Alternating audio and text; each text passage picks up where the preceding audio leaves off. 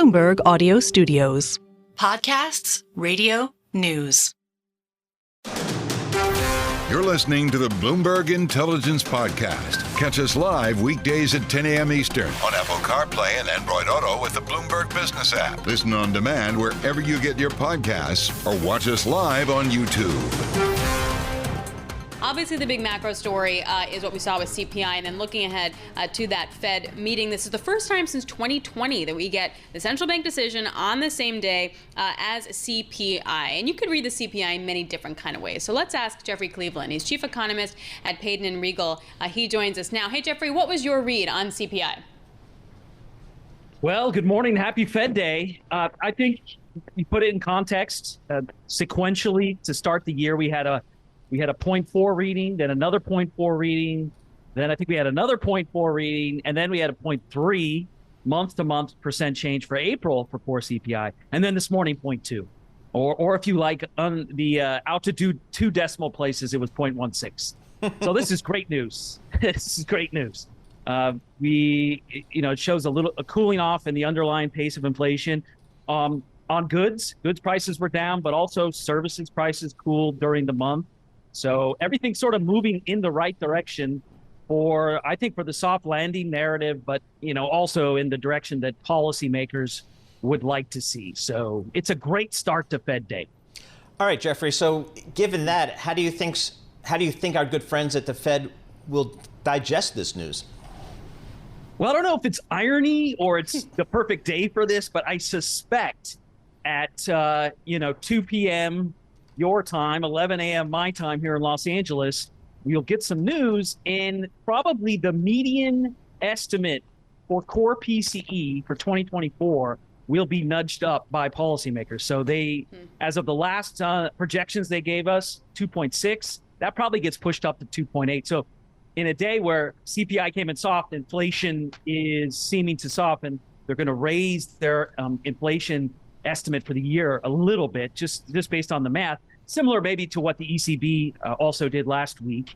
So that's possible. They probably also reduced the number of cuts. Cuts. I didn't say hikes anymore. I said cuts. Delete. In the dots. Yeah. So they had 3 in there. That probably goes down to 2. It could go down to 1, but I think 2 is probably more likely. So that'll be interesting for the rest of the day. And then we'll see Chair Powell, how he puts this into context. I suspect he'll say this is good. This is good, but we need a few good months, not just one good month. So then we can argue later, is that 3? Is that 4? Right, I was saying, is it 5? I've heard, like, how many months does that constitute? Which brings me to that inflation point you just pointed out, that they might raise it to 2.8%. Is the market going to take that as good news or bad news? I think this is pretty well telegraphed. I mean, if you're looking at these numbers in the forecasting community, I think that's not controversial. However, the market, could react negatively. The other thing might be, Alix, would be not just the 2024 dot, but the 2025. So the median core PCE for next year, if that moves up a little bit, that could maybe send a message that inflation is a bit stickier. That could disappoint the market. So there's a lot of moving parts here that will have to play out over the course of the day. So, Jeffrey, what do you think the Fed does here? I mean, I think the market is now pricing in, maybe certainly a November cut and bringing September back onto the table here. How do you think, what kind of messaging do you think we'll get around that? Well, I think that's where it comes back to, okay, this is a good report. How many good reports do the policymakers need to see to become confident? Is it 3? Is it 4? Is it 5? If it's 4, I think that rules out a cut before the election. So that we still have the first cut in December in our projection. I'm pretty comfortable with that. We'll have to listen to the Fed chair today and see if there's any reason to speed that up. I mean, the other thing to keep in mind here, talking to colleagues this morning, doesn't need to do a lot, I don't think. They're in a good spot. I said that a few times over the months on this show. The stocks are, at an all-time high. Labor market is holding up pretty solid. Some of the concern was if the Fed remained too high for too long, it would sink the labor market. That doesn't appear to be happening. And inflation is, things cooled off in May. This is good news. I fully admit it, but we're still above 2%. on the year on year, whether you're looking at core PCE or you're looking at core CS. There's no rush to do anything here. So I think we'll just wait and see how the data comes in the next couple of months, then make a decision. And that is why Bank of America, Savita Subramanian, who was on Surveillance, said things are kind of awesome for stocks, like cue the Lego song. Like that's exactly the point that you're kind of laying out. My big question that I just don't really understand are shelter costs. So I appreciate that they were the biggest component of the May price increase. Why are we not falling faster? Like, we have been waiting for the rents to reset, for things to cool down in shelter for years at this point. Yeah, that's come up a lot with clients. And I think the issue is a lot of clients point to the measures, private sector rent measures that may be capturing the marginal renter's cost of renting. So someone moving into a nice building there in Manhattan, where they have a nice door person, opening the door for them. Those rents may have come down. I don't know. You tell me. I don't know. We don't live there. That's what a lot of those private sector rent metrics capture. The BLS is running a different exercise and trying to look at the average cost to all renters. And this series just tends to move a lot slower than investors had hoped. So, the patience from a lot of investors, it's like, hey, we're seeing it. We're seeing the disinflation in the private sector rent metrics. That's got to translate, and it's taking longer to play out. So that's my preferred story. Jeffrey, given this economic or inflation backdrop that we got, I guess, a better handle on today, what's your call on the U.S. consumer? Can the U.S. consumer continue to power this economy forward? Yes, it can. I mean, we look at the consumer. We look at how many people are employed, how much they're working, what they're getting paid. And when you look at that measure, that aggregate measure, Paul, is still running almost 6% year on year. And we know the U.S. consumer is not a big saver. What they earn, they tend to spend. So really earnings matter, and earnings are holding up through the May data. So I think the U.S. consumer will have ample spending power. The other thing, if I have a few more seconds, is that in addition to income, U.S. consumers can rely on borrowing capacity. We don't think borrowing capacity is maxed out, so people could borrow more. Some cohorts of the U.S. consumer could also sell assets or borrow against assets to spend. Net worth is up a lot in the last few years, so we think that's a big component that could keep the consumer spending. So that's why when you look at our GDP call, we're still above trend for 2024. We think GDP will grow around 2.4, 2.5% this year. So, and that's driven by the consumer. You are just like so awesome. You have so much energy and so much enthusiasm. I don't know if you get off air and you just like go to sleep, but it's so nice and refreshing to hear like a solid opinion and some enthusiasm. To that point, you talked about the consumers holding in. What about like restaurants and services and things that are directly tied to the consumer? Are those prices coming down, or is that demand and those sticky consumers keeping prices elevated? It's possible that just the pace of consumer spending will keep prices stickier. Doesn't mean an acceleration. It just means that, on core, maybe we'll hang out 3%, 3.5% on core. We won't get back to the pre-COVID sub 2% level. So that's entirely plausible. It's also, possible that consumers are shifting away, maybe spending less on some retail, on goods. They're spending more on services. So that's a shift that's underway. You've seen that with air travel. So I think that's one thing to keep in mind. It's not necessarily a slowdown in consumer spending, but a shift in how consumers are spending those dollars. All right, Jeffrey Cleveland, thanks so much for joining us. Jeffrey Cleveland, Chief Economist at Payden Rygel, joining us via Zoom from Los Angeles.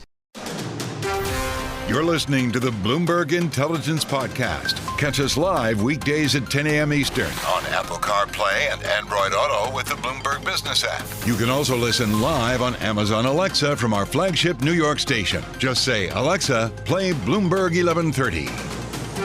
It is Fed Day. It is CPI Day. So what do? We talk to one of the best, Danielle DiMartino Booth. She's CEO and Chief Strategist for QI Research. We love the strong opinions that you have, and we love how you look at the market. Okay, so you're pessimistic on the economy. Is that a fair statement to say? Yes, it is fair. I'm right there with Anna Wong, and I've been saying it since January that we likely went into recession in October of 2023. That's when the McKelvey rule was first triggered.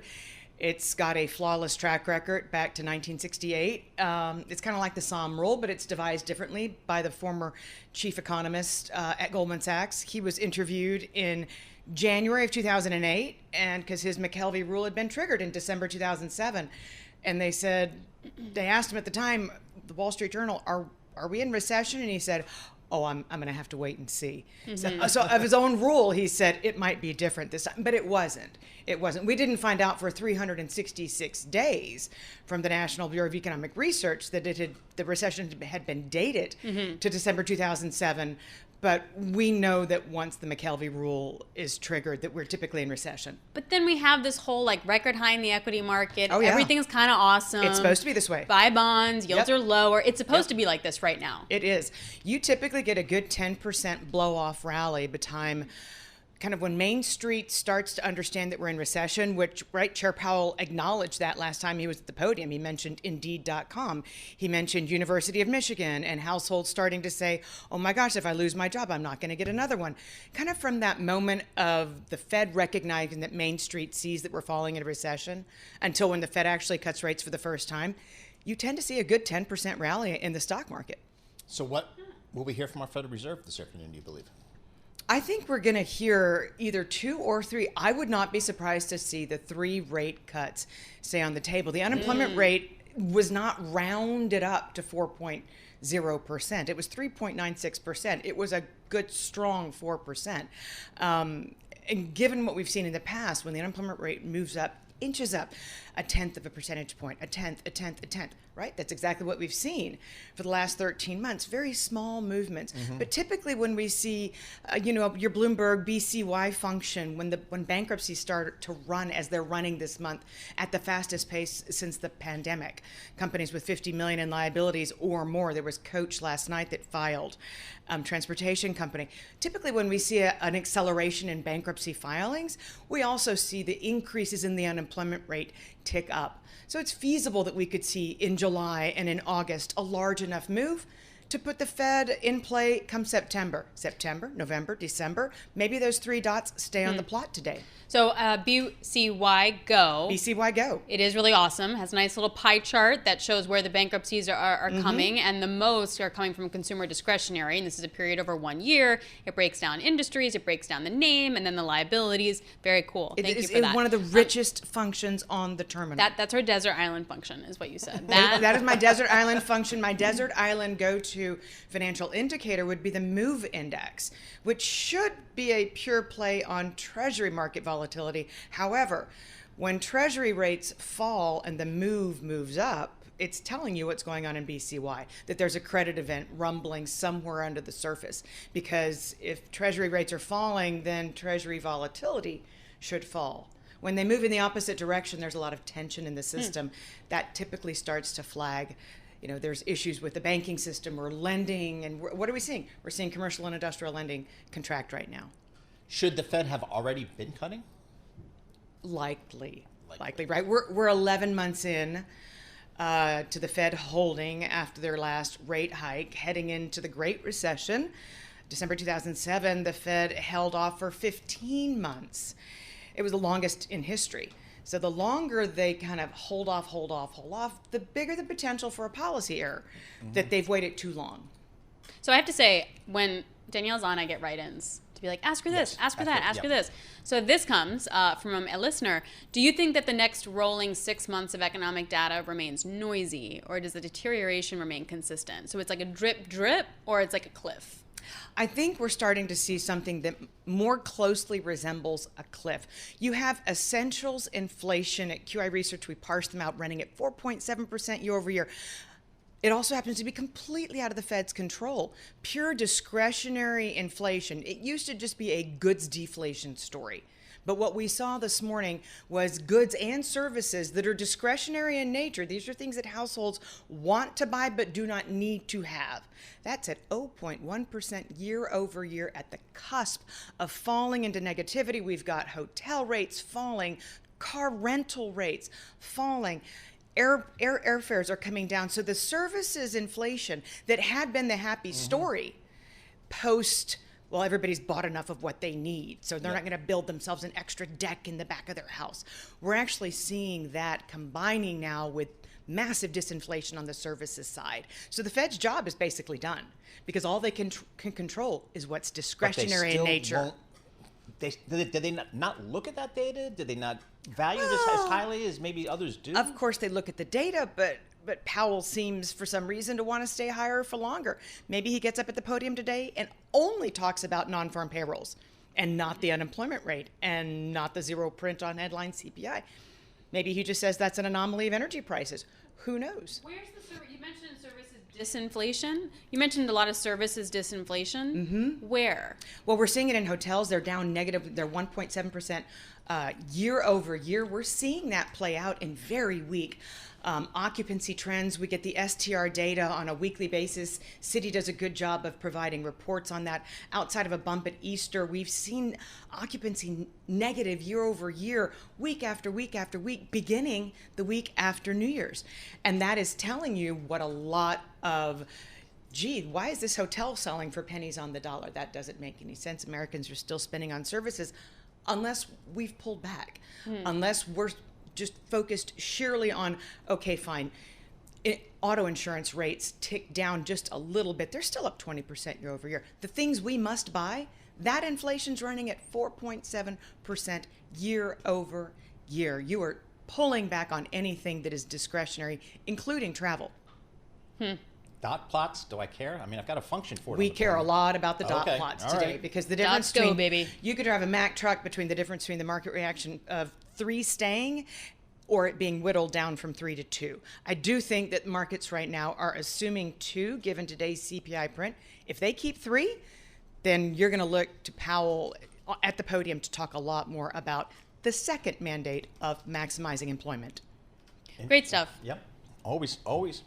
Danielle, thank you so much. We appreciate you stopping in. Great to be here. It's great to get a counterintuitive, passionate voice on stuff. Danielle DiMartino Booth, CEO and Chief Strategist for QI Research.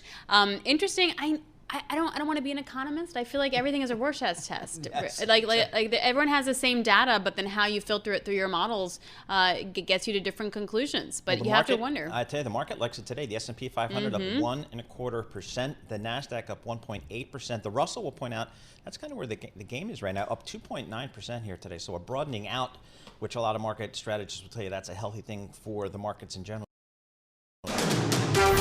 You're listening to the Bloomberg Intelligence Podcast. Catch us live weekdays at 10 a.m. Eastern on Apple CarPlay and Android Auto with the Bloomberg Business app. Listen on demand wherever you get your podcasts or watch us live on YouTube. Alix Steele and Paul Sweeney. We're live here in our Bloomberg Interactive Brokers studio, and we're also streaming live on YouTube, so you can head over to youtube.com and search Bloomberg Podcast, and that's where you will find us. As Charlie was just reporting, S&P at record highs.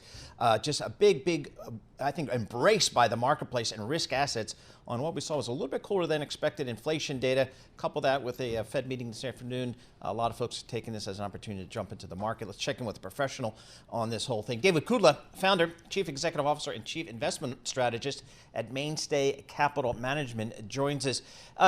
David, the market likes what it heard this morning, I guess, anticipating an accommodative Fed going forward.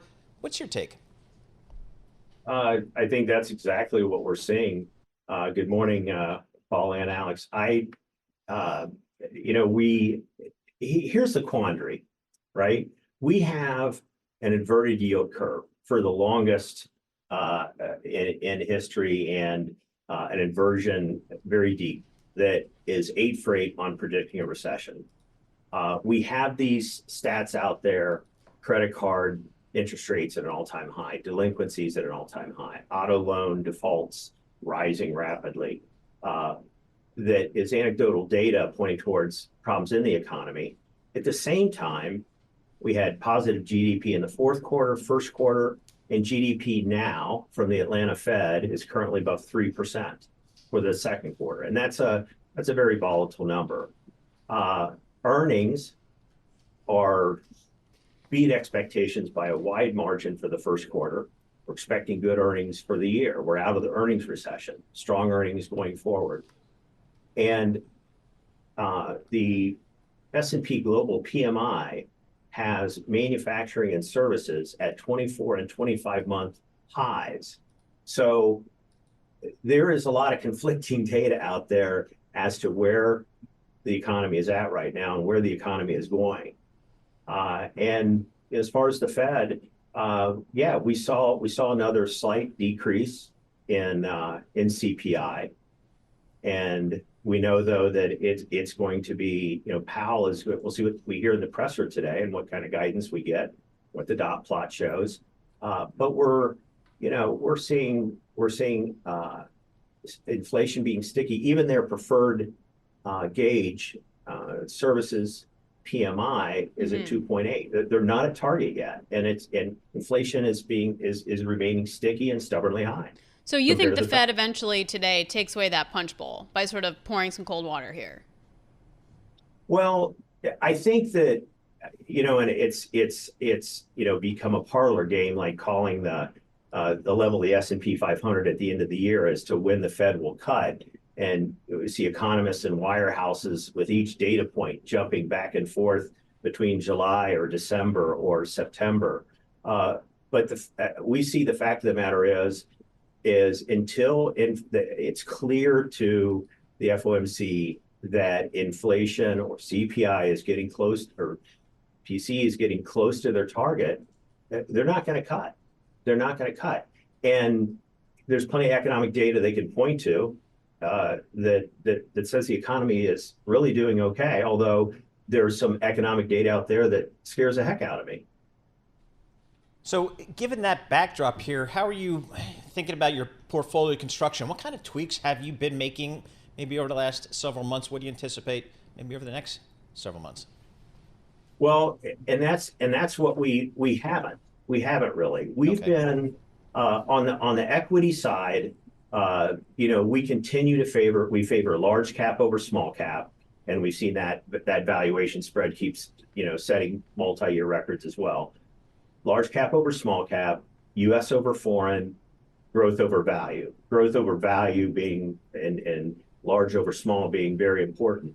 Mega cap tech continues to rock and roll. Look at what we've got today. I mean, how many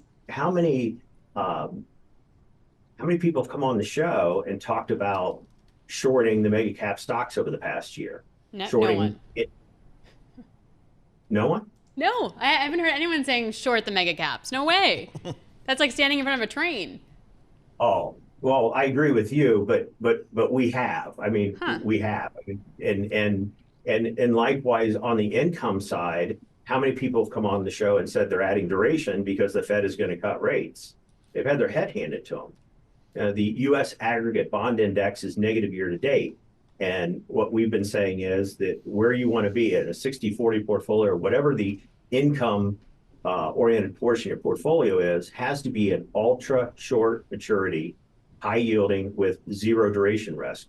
That produced about a 7.5% return last year with those types of ultra short bond funds, about 3.5% this year versus a negative U.S. aggregate bond index. So that strategy, that combination of leaning towards large cap growth on our equity side, ultra short, high yielding, zero duration risk in our bond funds, ETFs, bond allocation, is continued to work very, very well.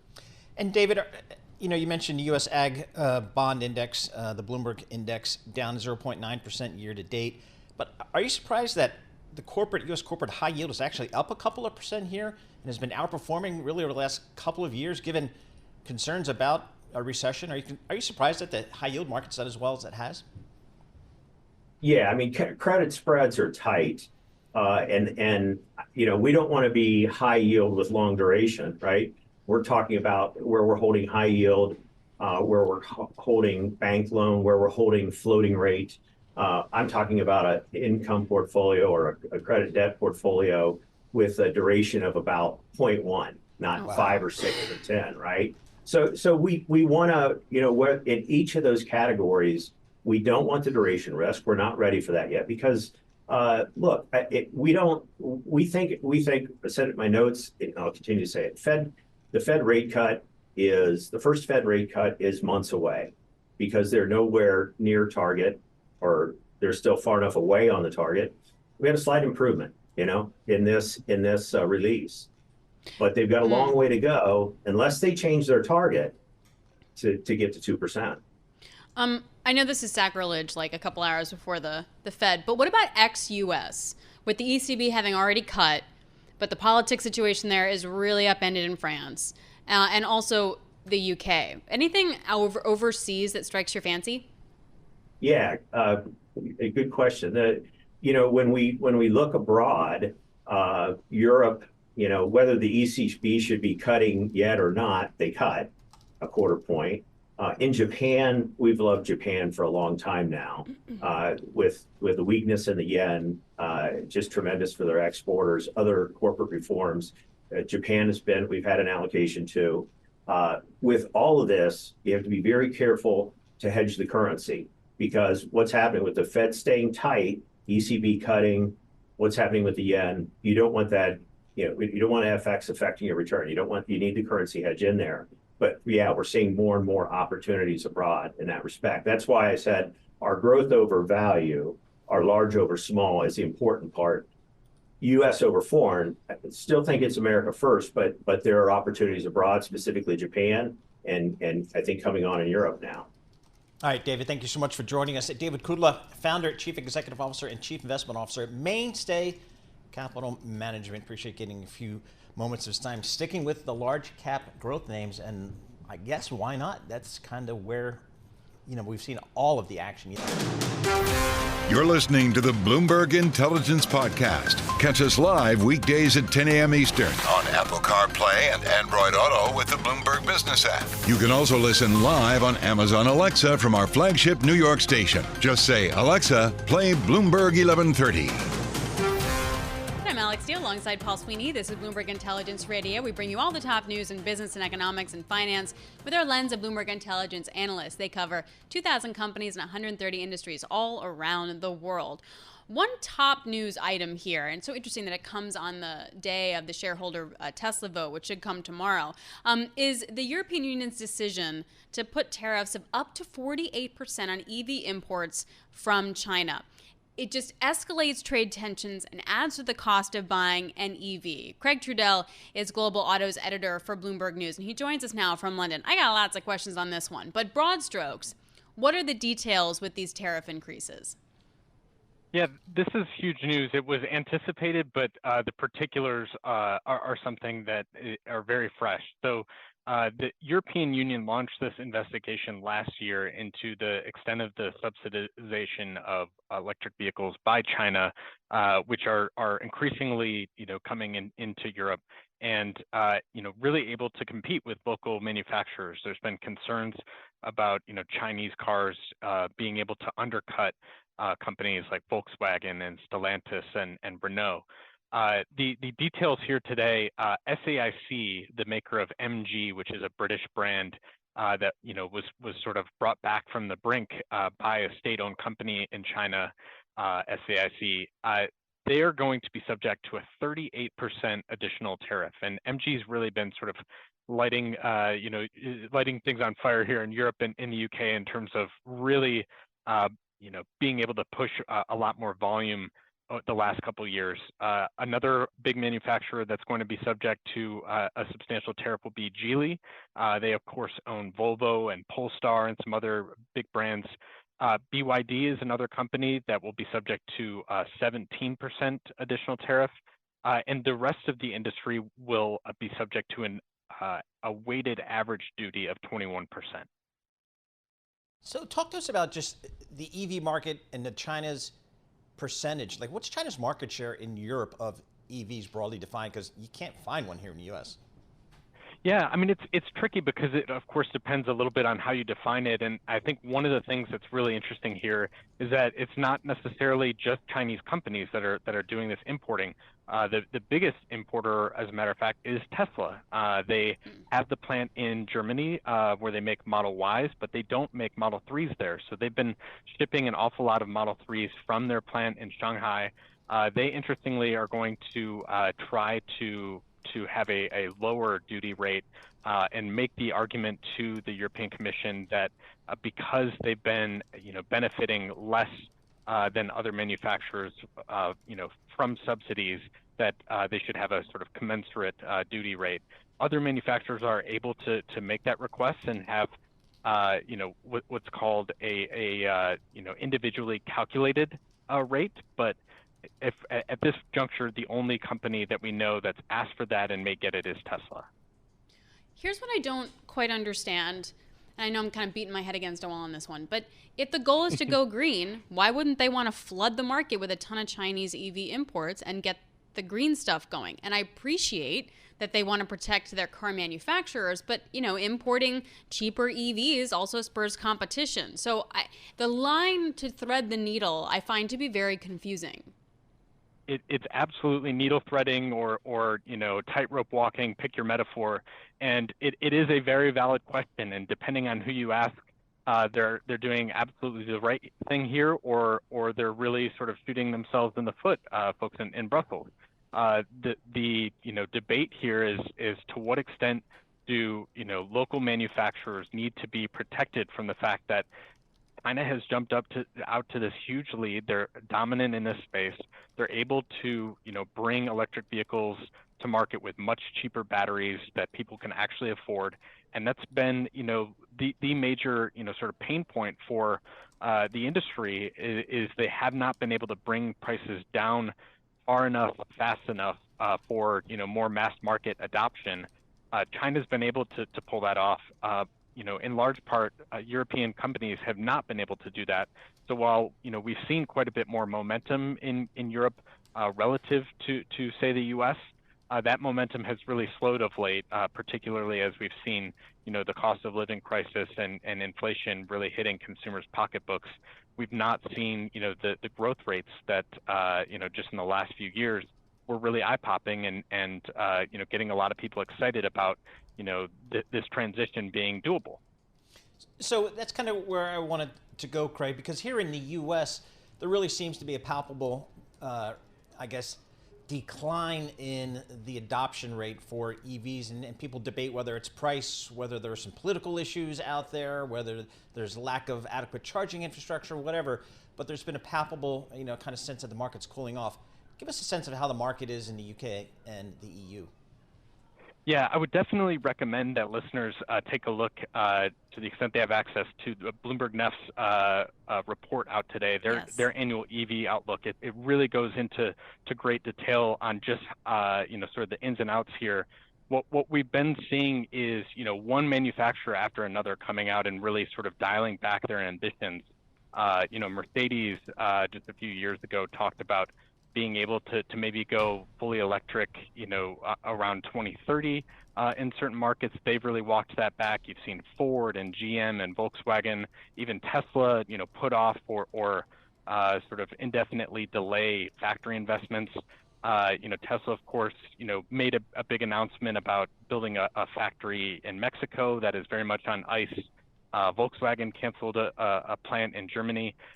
There's just a lot of concern among manufacturers about being able to profitably make affordable electric vehicles. And again, the way in which the Chinese have been able to achieve this has been driving down battery prices.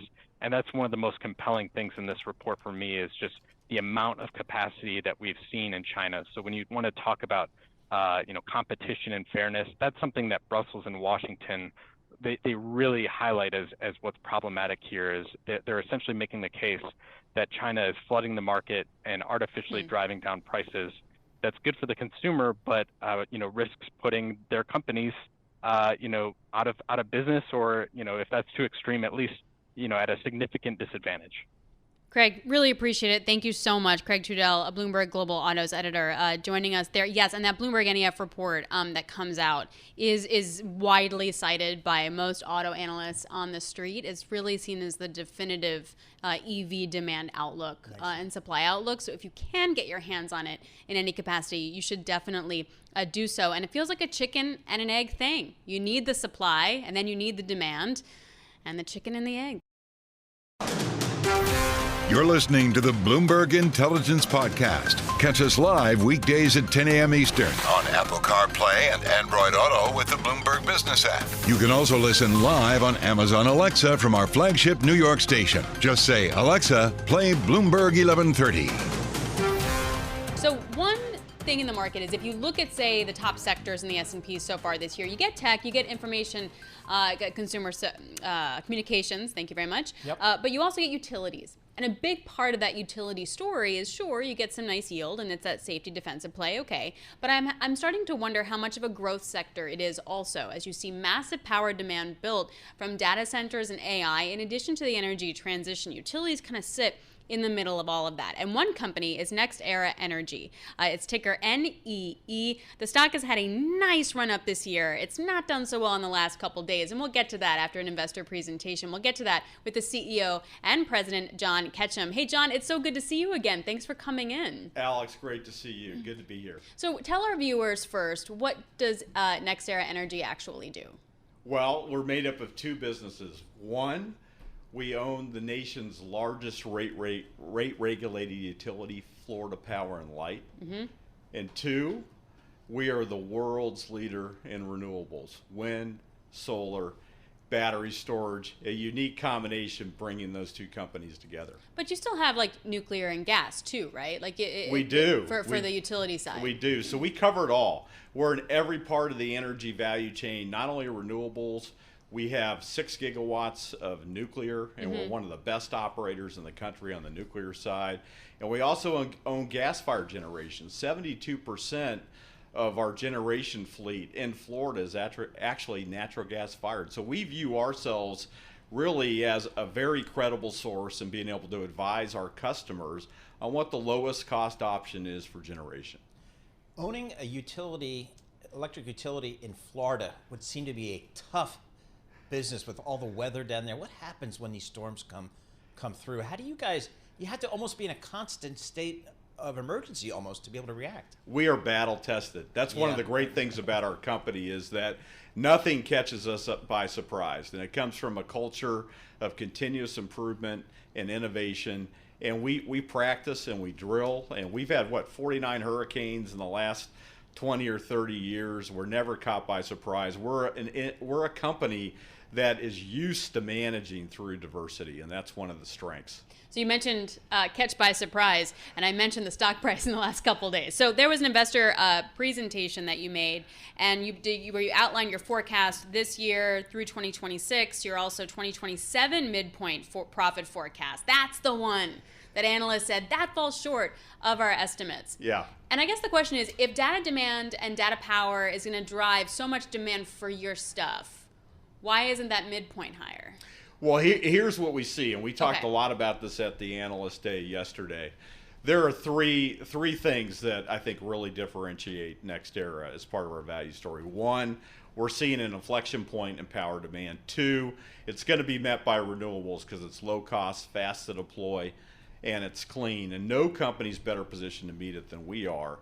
And our business model has always been what I would call a replacement cycle. We are building new renewables to replace higher cost coal plants, higher cost, less efficient gas-fired units, oil-fired units.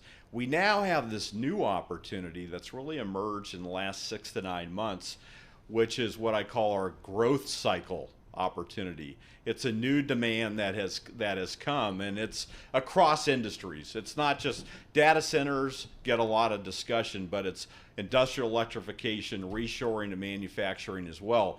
But when you think about it, we're having all these discussions with these customers now. I'll take data centers, for example.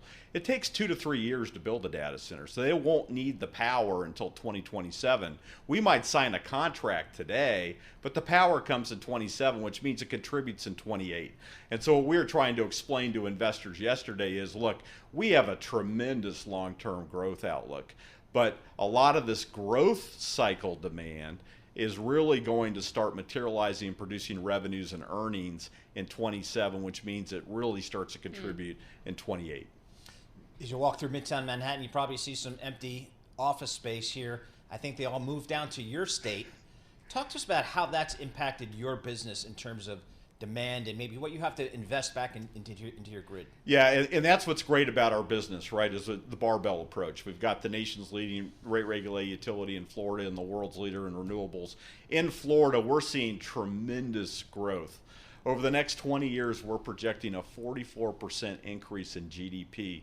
We have 1,000 people a day moving to the state of Florida. 4 of the 5 fastest growing metropolitan areas in the United States are in Florida. If Florida were a country, it would have the 14th largest economy in the world. And we're there to power all that growth. So our growth story is not only about what I just discussed about all this renewable demand that we see powering AI and industry and manufacturing across the United States, but it's also all the growth that we see right in our own backyard in Florida. Talk to me about rates. So you're going to need to invest a lot, right? Like there's going to be an enormous investment cycle, as you mentioned, like the growth cycle for utilities, right? What is it like on the regulated side of going back to the government and saying, okay, guys, I got to invest it. You got to raise the rates. Yeah, and so what we do is we have done a terrific job of taking cost out of our business. So when you look at what we've been able to do over the last 20 years, our O&M on a dollar per megawatt hour basis is 70% lower than the national average. That's $3 billion we put in our customers' pocketbook every single year compared to an average utility. And we've always been able to make really smart capital investment decisions around bringing low-cost generation into the fold. And today, the lowest cost generation option that we have in Florida is solar and storage. So although we're investing more capital, it's actually lowering the bill because it's a lot cheaper than other generation alternatives, combined with our ability to take cost out with the way we operate. But from your investor's perspective, is a unit of power from a renewable source, what's the profit margin on that versus maybe an existing source?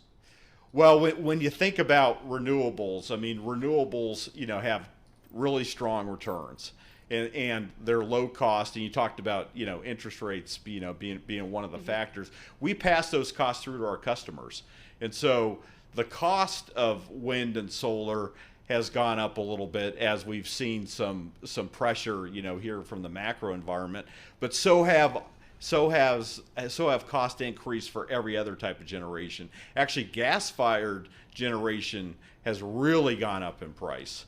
And so, what we have seen with gas-fired technology is a 50% increase in the last 12 months.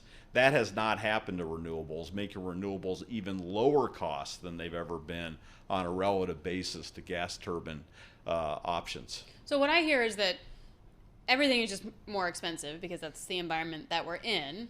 But because you're able to take costs out, the rate payer may not get hit as hard. Is that a fair statement? That's exactly right. And so what we've been able to do in Florida, our bill is 37% lower than the national average. 37%. It's because of our ability to take all those costs out of the company and also offer them low-cost renewable solutions as part of the generation mix. And when you put those two together, that's how we're able to achieve that 37% lower bill than the rest of the nation. That's a really compelling customer value proposition and investor value proposition. Man, I have like 75 more questions. We didn't get to nuclear. We didn't get to, hydrogen. Okay, you're coming back, John. This is so helpful. And you're really in those two parts, like the here and now and then the future. And I think that's just so fascinating. So definitely come back. We'd love to further the perspective. John Ketchum, President and CEO of NextEra Energy, based in Florida. Great to see you. This is the Bloomberg Intelligence Podcast, available on Apple, Spotify, and anywhere else you get your podcasts. Listen live each weekday, 10 a.m. to noon Eastern on Bloomberg.com, the iHeartRadio app, TuneIn, and the Bloomberg Business app. You can also watch us live every weekday on YouTube and always on the Bloomberg Terminal.